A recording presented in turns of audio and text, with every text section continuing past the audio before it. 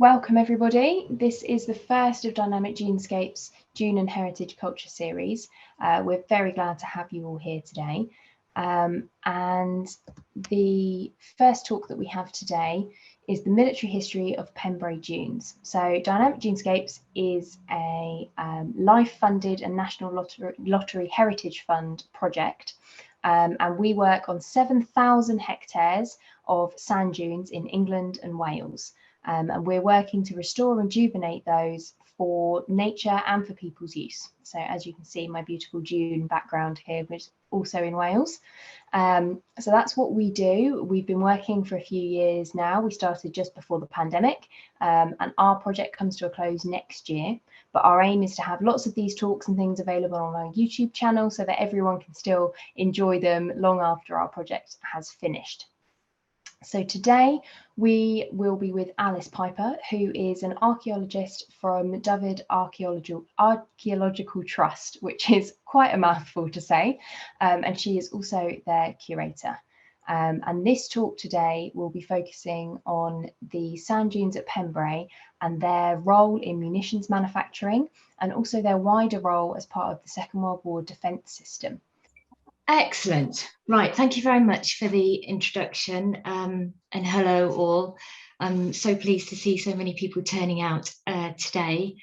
So this talk, I'm going to give a brief introduction to myself and my place of work, and then we're going to go on to look at the more recent history of the Pembrey Peninsula, which has been a focus of our work over the last few years.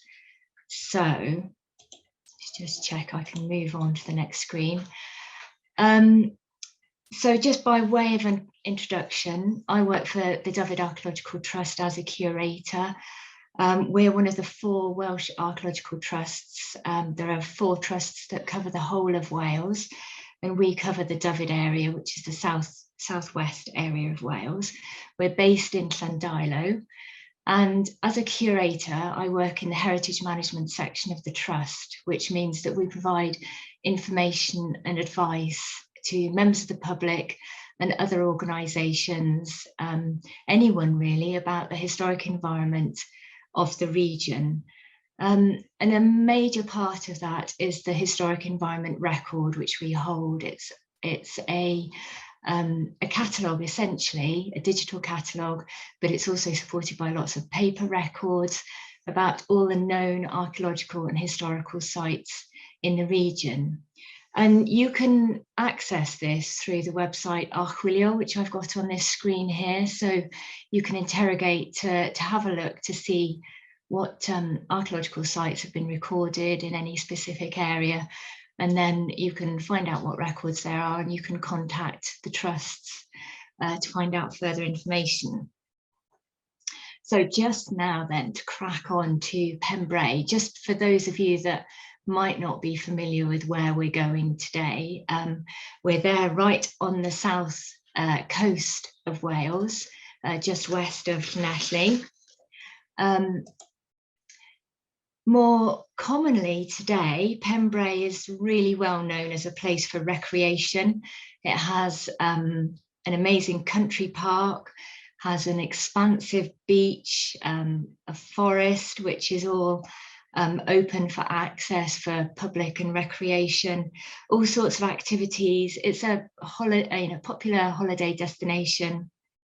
But as visitors and holidaymakers will know, there are all sorts of mysterious objects and structures within the peninsula which are part of a rather more serious part of its history. This area played a massive role during the 20th century conflicts, and there are traces of it everywhere. And that's what I hope to enlighten you of today. So to turn a bit more detail to Pembrey, I'm starting off with this map from 1946. As I say, there were 2 massive world wars during the 20th century. This map is actually, the publication date is just after the Second World War. But what it shows you is something much earlier. It shows you the earlier part of the 20th century history of Pembrey. And the area that I've got circled at the southern end of the peninsula is the location of two massive factories. There is lots missing from this map, which we'll go on to explore later in this talk. So to start off with those factories that I mentioned, the story really starts back in the 1880s with the Stowmarket Explosives Company. In 1882, they opened a dynamite factory in the Pembrey Burrows. It was an ideal location. It was well away from any residents and domestic areas where people were living. It was in the sand dunes, so everywhere was easily landscaped to provide earthwork banks and bunds to protect buildings from explosions. So here they started to manufacture dynamite, and this was principally for industrial purposes, for collieries and quarrying. But it was a very short-lived affair. 1882, a few months after it had opened, there was a horrific explosion in one of the sheds where they were trying to defrost dynamite, and six people were killed straight away. A seventh person died shortly afterwards. It was an explosion that was apparently heard in Tenby. So it was horrific and shocked, the whole local population. As a result, there was an inquest, and we actually find out a little more about the factory from the records of that inquest.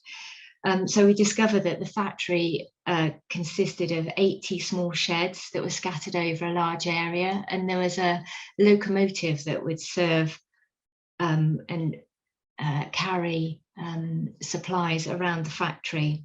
The sheds were composed of thin boards and roofs made of felt and floors of sand, and they were very flimsy in order to offer little resistance if there was an explosion. And they were positioned 70 yards apart with a high mound of sand in between. As I say, this was very short-lived, and the explosion killed these poor 7 people, and we learn also that they were very young. The oldest was 23 and the youngest was a boy of 13. So that really was the end of dynamite manufacture at that time, and it laid unused for a number of years, until then in 1914, when Nobel's Explosives factory identified this site and intended to develop the site for the production of industrial explosives again. However, with the outbreak of the war, they entered into an agreement with the Secretary of State for War to erect and manage a TNT factory at Pembrey. And this plan on the screen shows the extent of the site. It covered 771 acres, and there were 400 buildings. Construction began in the winter of 1914 and 15, when 1,000 men were employed to prepare the ground and erect the sheds. And it was said there was a great deal of drunkenness and bad behaviour that went on while the construction was taking place.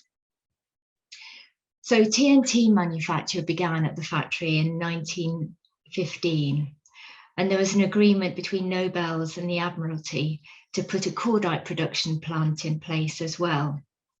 This was a state-of-the-art factory, and it was managed by Sir Frederick Nathan, who had previously managed Nobel's factory, their first factory that was built in Ardeer in Scotland, a site which was located on a peninsula of sand dunes, not dissimilar to Pembrey. From the 1st of January 1917, the plant was nationalised under the newly established Ministry of Munitions and managed by Nobel's. The records say that 200 tonnes of crude TNT were produced weekly, and this was increased to further capacity of 300 tonnes during the war. And in addition, cordite, the propellant, was manufactured at 225 tonnes a week. Now I'm hoping, can you see my cursor if I wiggle it around on the screen? I'm hoping, anyway, there's some labels up here to show you the different sections. And essentially, the large majority of the site is the explosives factory. You've got TNT constructed over on the right-hand side, and then you've got 2 areas of cordite manufacture. And then in the bottom right of the plan, you can see the National Filling Factory, which was established adjacent to the explosives factory. And in the filling factory, they were filling shells, mines and torpedoes under contract to the Admiralty. And they were using 200 tons of high explosives and filling that into shells every week. Later on in the war, they started breaking down defective ammunition and recovering the components. Over the period of the war, well over 1 million shells were exported from Pembrey. So if we zoom in on this map a little, I want to start to explore some of the features in the area, which you might be able to go and see today if you go and visit. So we're looking at one of the cordite manufacturing areas. So we can see the processing that's taking place in this plan. So cordite is manufactured by blending gun cotton, which is waste cotton treated with nitric and sulfuric acid, and blending that with nitroglycerin. So nitroglycerin was manufactured on a hill to use gravity to run off the nitroglycerin because it was so dangerous you couldn't pipe or pump it. And here are some photos which show some of those features. So on the bottom right, this is the nitroglycerin hill, which still survives in Pembrey within the country park. And the photographs on the top of the screen show some of the mounds where cordite was manufactured. And this is a photograph. We don't know whether this is of Pembrey, but this is a photo in the National Archives of a nitroglycerin hill. So it might have been of any of the munitions factories in the UK, but this is the kind of, this is how it would have looked while it was under construction, while it was under production, sorry. So if we go back to the plan, there was a second area of cordite production over on the left of your screens, the left of the plan. So in this area, a railway terminus survives, and you can see the platform there. So the cordite was also being exported from Pembrey, and it was exported on specially designed carriages, which were dust-proof and steam-fitted to maintain an even temperature. And the cordite went from Pembrey to other munitions factories at Faversham and Chilworth in Surrey. Now we know something about the conditions of the factory thanks to the diary of this woman that you can see in the photograph, Gabrielle West. She was the daughter of a vicar in Hampshire, and she volunteered for the Red Cross prior to the First World War.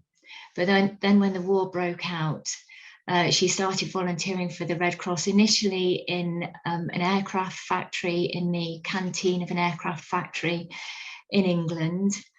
But then in 1917, the Women's Police Force was established, largely due to the huge number of women that were being employed in the various factories around the country, munitions factories obviously being one of the factories where women were working.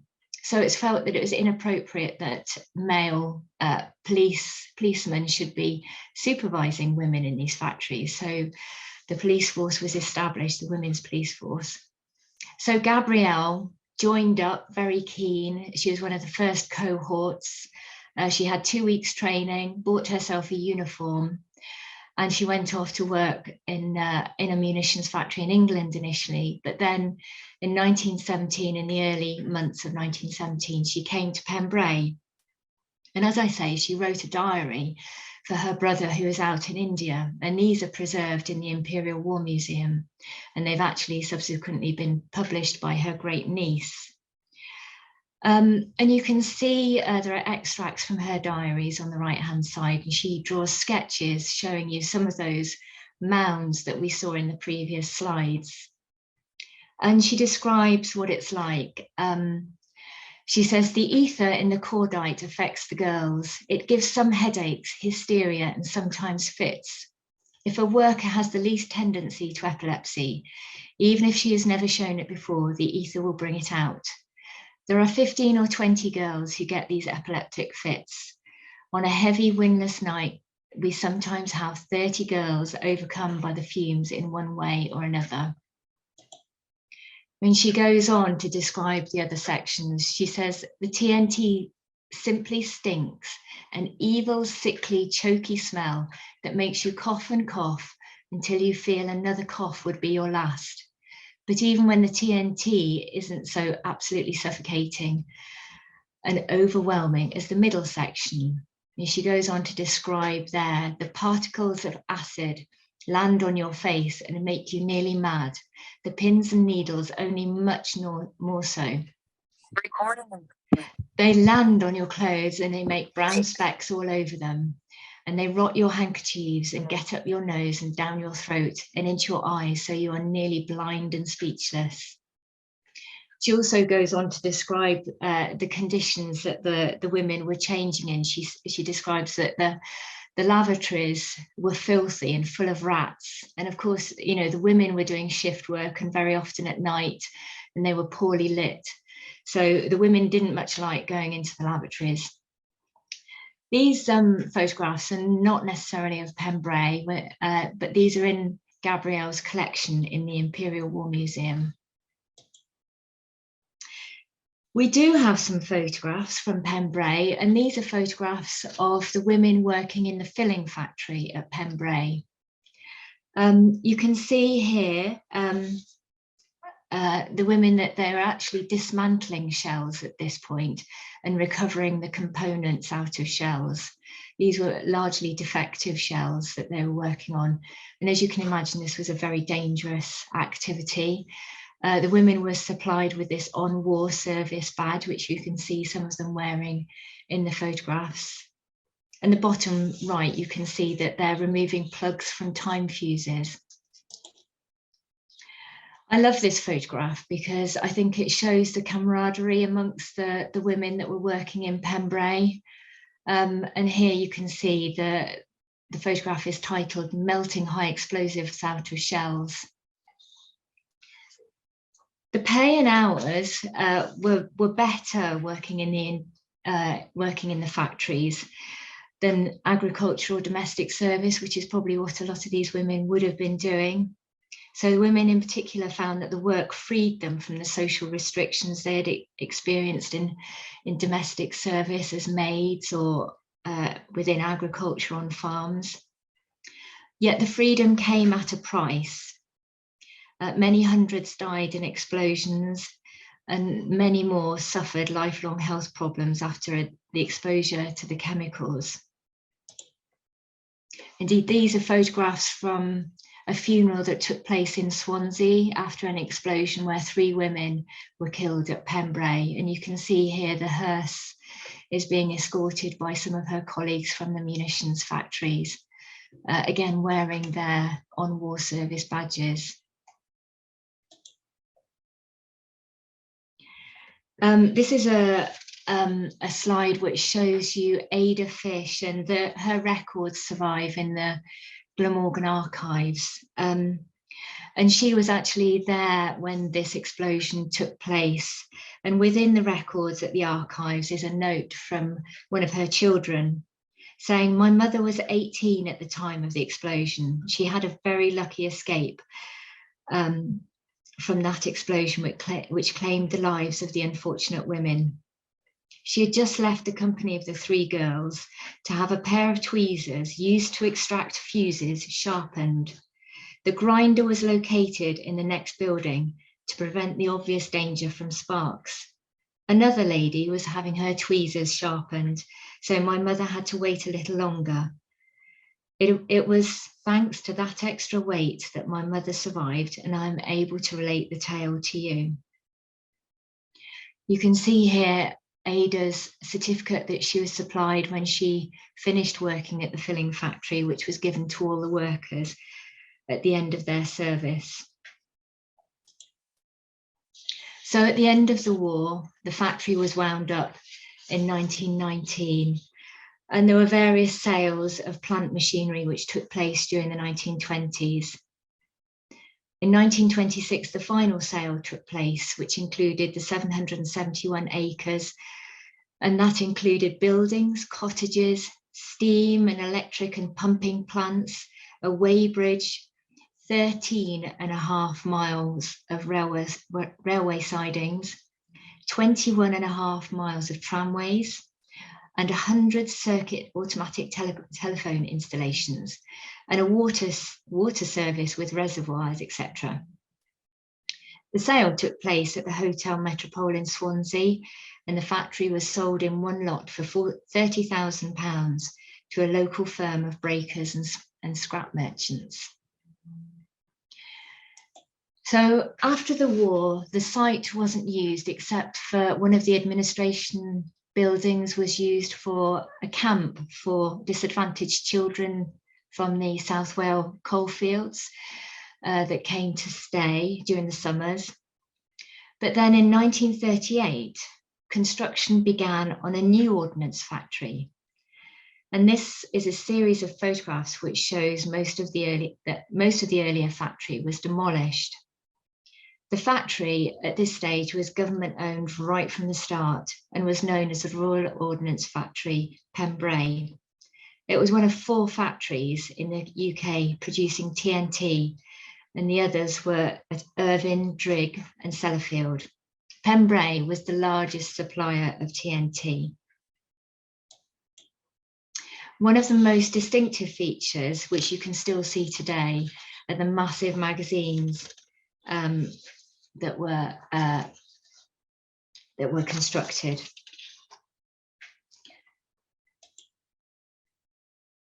So not many of the buildings were reused from the First World War, just the administration buildings. But then this is quite an interesting reuse of one of the tunnels that were going into the sand mounds where the cordite was being produced that you saw earlier. So you can see the end of the tunnel has been blocked off and a blast wall is put beyond the entrance, and then you've got brick piers for bench seating. And so this shows you the plan of the factory in the Second World War. And it was slightly smaller than that from the First World War, but the site was massively redeveloped. As I say, there was hardly any buildings that were reused from that period, from the First World War. And this is a photograph which shows the factory from the Second World War. And what's distinctive about this is that you can see that some of the buildings were painted with camouflage. So obviously in the First World War, defence wasn't such a great issue, but during the Second World War it was, and the site did suffer from air raids. Yes, you can see that some of the buildings have had camouflage painted over them. So yes, in 1940, 10 men were killed after an air raid over the factory. And this is one of the structures that you'll find in the forest at Pembrey. And this is an observation post. And this is a unique design for Royal Ordnance factories. This pillbox is positioned over what would have been the main railway entrance and sidings at Pembrey, and it actually holds at the back of it a anti-aircraft machine gun post.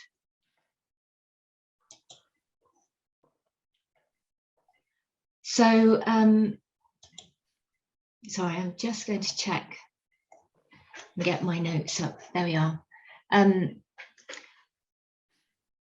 So I'd like now, having discussed the munitions factory, I'm going to set the peninsula in its wider landscape context.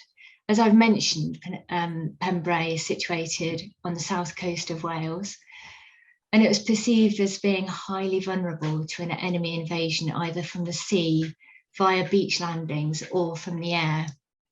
As this 1942 document states, airborne landings are possible almost anywhere throughout the sub-area, and then the numerous beaches are suitable for airborne or seaborne landings.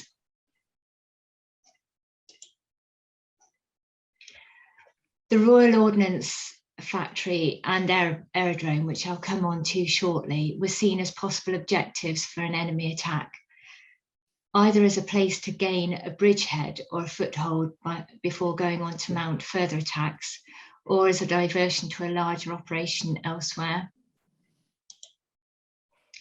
This is a composite aerial photograph that was taken during the Second World War, and it shows the factory. I'm hoping you can see my cursor down in the bottom of the photograph. You can see the Royal Ordnance Factory down here.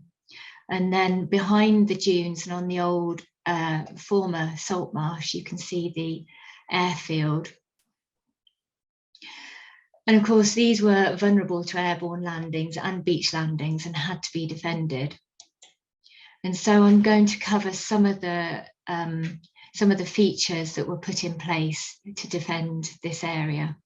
So here are some beach obstacles, and these were revealed after a major storm which took place in 2014.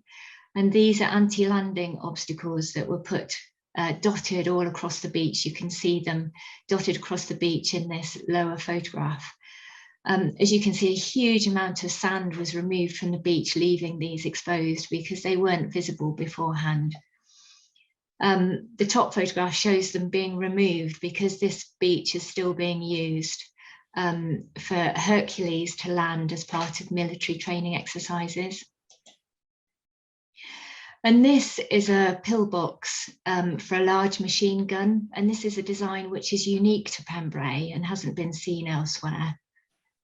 And there are 4 of these along the beach or just back from the beach within the dunes at Pembrey.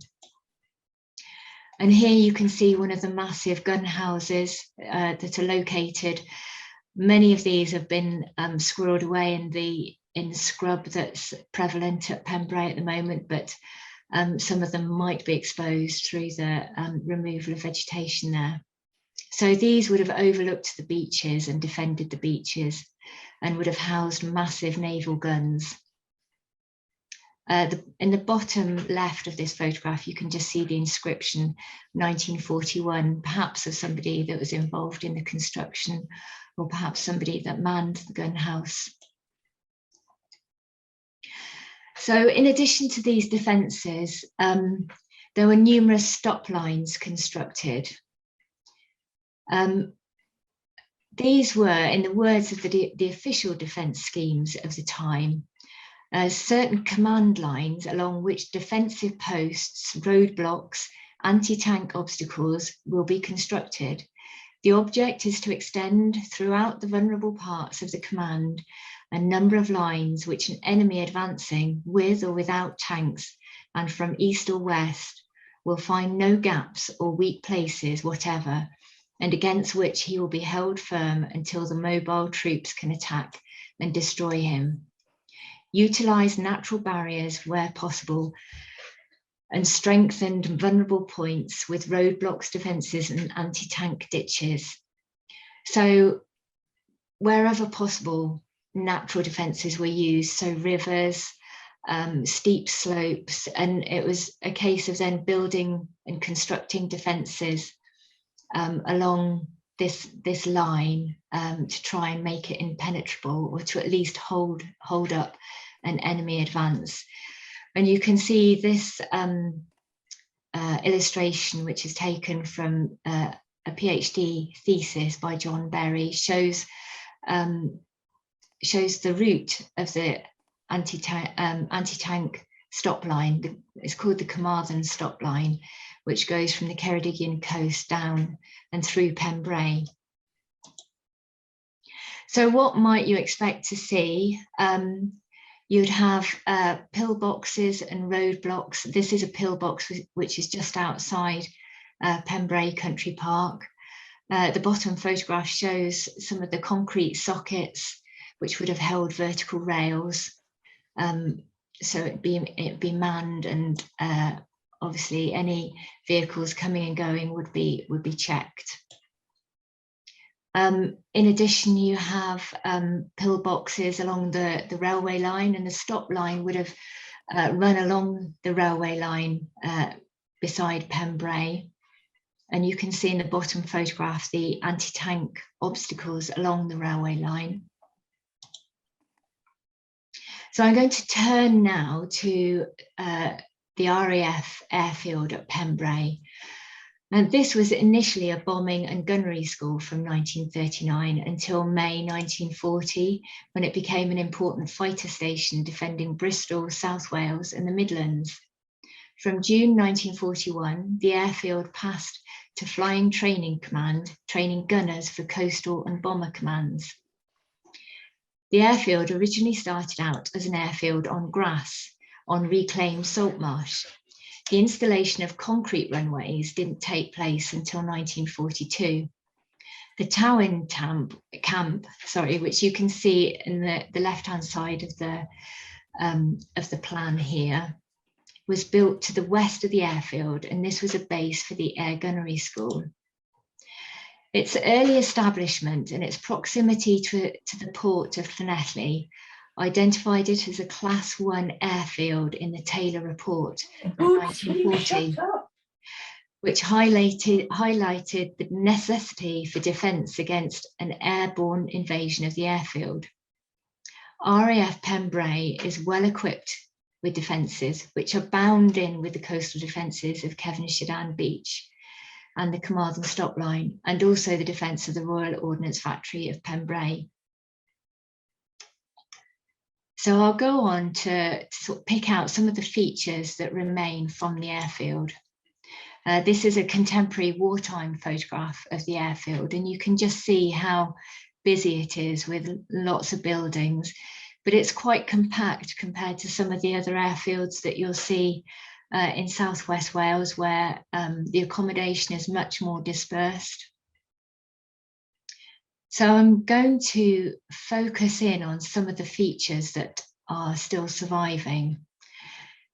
This airfield is rare in having this particular feature surviving, and this is an intact Pickett-Hamilton retractable pillbox, which was a feature of one of these defence schemes where it was seen that airborne landings were a real threat.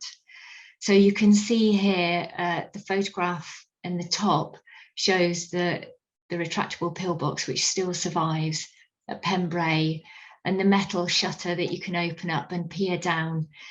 Inside it's filled with water at the moment because it's so close to the water table. But you can see in the bottom photograph, this is a photograph of another pillbox or Pickett-Hamilton fort, where you can see how it lifts up over the ground, out of the ground. Another feature of defence is the battle headquarters, and this is located to the south of the airfield, and from which, in the event of an attack, would provide a secure location where the station commander could mount his operations and counter-attack. And you can see in the left of the photograph is a concrete cupola, which is an observation post.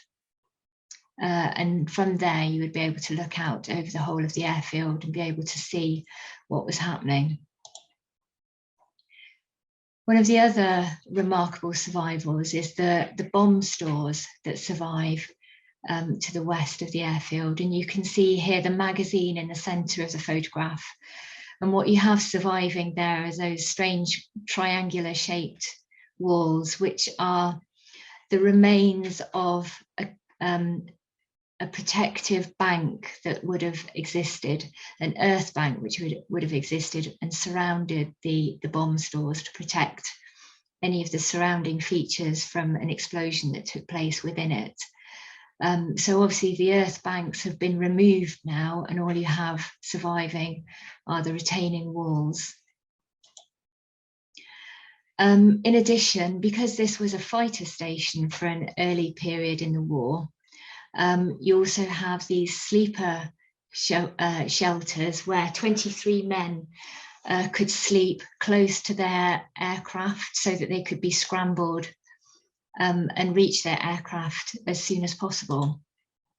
And you can see in this contemporary aerial photograph the planes that have been kept within their protective earth buns, and then the sleeper shelter, which is positioned between the aircraft. Another remarkable survival is this, and this is the anti-aircraft gunnery dome, which is located at Pembrey. So this is the only one which survives in Wales, and there are only 6 of them that survive in the UK today. And this is consequently, it's both a scheduled monument and a listed building. And from the gunnery dome, this is where gunners were taught in anti-aircraft gunnery from the ground or the air. And you can see in the photograph at the bottom that there would be a practice gun, and onto the curving walls of the dome, the projected image of aircraft would be moving around on the walls, and they would have to follow the aircraft and try and strike it with the gun. One notable incident at Pembrey Airfield is this, a Focke-Wulf which arrived at RAF Pembrey, Carmarthenshire, and it was mistakenly landed on the airfield by its German pilot, Oberlieutenant Armin Faber, on the 23rd of June 1942. It said the pilot had engaged Spitfires over the south coast of Britain and mistook the Bristol Channel for the English Channel. He was short of fuel and landed at Pembrey, believing it to be a Luftwaffe airfield in northern France. It said that the new aircraft's compass had not been properly calibrated. The Pembrey duty pilot, Sergeant Jeffreys, grabbed a pistol and ran from the watchtower and jumped onto the wing of the aircraft as it taxied in. So this was the first Focke-Wulf to fall intact into Allied hands, and was immediately sent to the Royal Aircraft Establishment, Farnborough. And here it was examined and undertook flight trials to examine its capabilities. This plan, I know, is rather busy and probably difficult to see, but this is a plan of the air firing and bombing range. So obviously the airfield was a base for training, and in line with that was the air firing and bombing range, where various targets were established, and pilots could then practice firing from the air to ground, and bombing as well.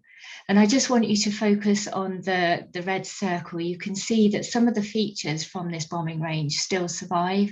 So if you can pick out the wing marker shelters on the screen here, you might also be able to see them on this contemporary aerial photograph from 1940. So this is an oblique photograph looking across the beach and onto the dunes at Pembrey. And hopefully you can just pick out these wing marker shelters. And these still survive today amongst the dunes at Pembrey. Other features associated with the bombing range are this bombing range target indicator and observation post, which hopefully you can see in the top photograph, which would have been directed at the triangular cork raft which floated in the sea, and this would have been a bombing target. We haven't found yet whether this bombing range target indicator still survives, because I think this is one of the areas where there's a lot of sea buckthorn, so it remains to be seen whether we find that, or whether it's perhaps been engulfed by sand. So just to sort of summarise really what we've been looking at, this again is the composite aerial photograph from the war. You've got the Royal Ordnance Factory in the south of the image, and this is the Second World War factory here, adjacent to the northwest, where you can see the dark areas of forestry plantation. This is the remaining cordite production area, which was in production during the First World War. You also have the stop line. You can see parts of the anti-tank ditch going up across the agricultural fields behind the munitions factory. And then again, we've got the airfield shown, which was on the former salt marsh. And of course, the story of its military use isn't over at Pembrey. And although operations at RAF Pembrey ceased in 1957, in 1966, the Pembrey Sands Air Weapons Range was established. And in 2006, this became the defence training, part of the defence training estate, and that was formed. So it was no longer a sort of separate Army, Navy and Air Force training ranges. They all became combined. And this training range now is where primarily air-to-ground bombing and strafing are practiced. So you can see here the earlier pillboxes, one of which I showed you earlier, and behind is the modern range tower, black and yellow control tower, which is at the southwestern edge of the range as it exists now. And on the range, you have various targets, and perhaps two of the most striking are these old Jaguar aircraft, which are used as targets on the range. And of course, the beach itself is still used as a tactical landing zone where Hercules crews practice landing on natural land surfaces. So I'm going to conclude now. Thank you very much for listening to the talk. It's been a bit of a whistle-stop tour over Pembrey and its remarkable history during the conflicts of the 20th century. There is more to find out. We've only touched on recording some of the features there, so there's more to discover, especially amongst the sea buckthorn or amongst the sand in the dunes. You can find out more. I've put our website details up here. We've got a specific page which deals with the Pembrey munitions factory, so you can find out more there. And also the Archwilio webpage, which you can explore more broadly the archaeology and history in Wales. So yes, I'll conclude there. Thank you very much for listening.